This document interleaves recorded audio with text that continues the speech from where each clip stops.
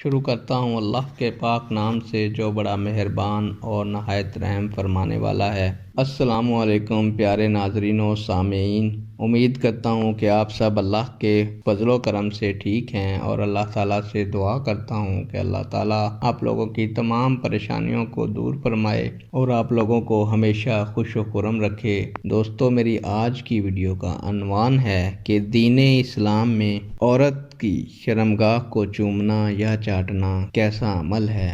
امید کروں گا کہ یہ ویڈیو آپ کے لیے بہت مفید ہوگی اور آپ کے علم میں اضافہ فرمائے گی، اور آپ اس ویڈیو کو نیک عمل سمجھ کر اپنے حلقہ احباب میں شیئر کریں گے، تاکہ وہ لوگ جو اس علم کو یا اس عمل کے بارے میں نہیں جانتے، اس کو دیکھنے، سوچنے، سمجھنے کے بعد اس پر عمل کریں اور ہمارے لیے نجات کا ذریعہ بنے، اور اللہ تعالی ہمیں اس کا اجر عطا فرمائے۔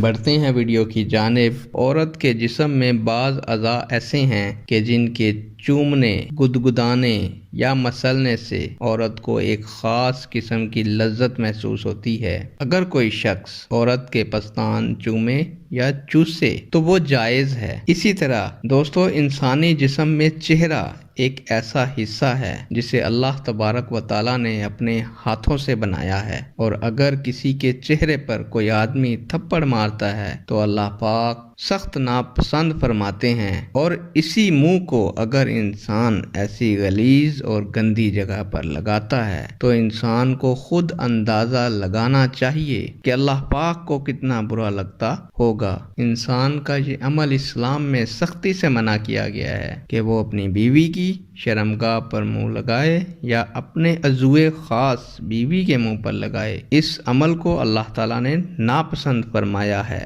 اور منع فرمایا ہے۔ تو دوستو، آج کے دور میں سائنس نے بھی ایسا عمل کرنے کے بھاری نقصان بتائے ہیں۔ جو شخص بھی عورت کی شرمگاہ پر یا اپنے عضو خاص کو عورت کے منہ پر لگاتا ہے تو ایسے لوگوں میں منہ کا کینسر اور سرطان جیسی خطرناک بیماریوں کے امکانات بہت بڑھ جاتے ہیں۔ ہر قسم کا اورل یا ایسا سیکس جسے اللہ پاک نے منع فرمایا ہے، وہ سب دین اسلام میں جائز نہیں۔ ایسے عمل سے گریز کیا جائے۔ تو یعنی دوستو، اس بات سے ثابت ہوا کہ ہمیں اپنی بیوی کی شرمگاہ کو چومنا یا چاٹنا دین اسلام میں جائز نہیں ہے۔ آج کل دوستو، آپ کو پتہ ہے کہ معاشرے میں نفسا نفسی کا عالم ہے۔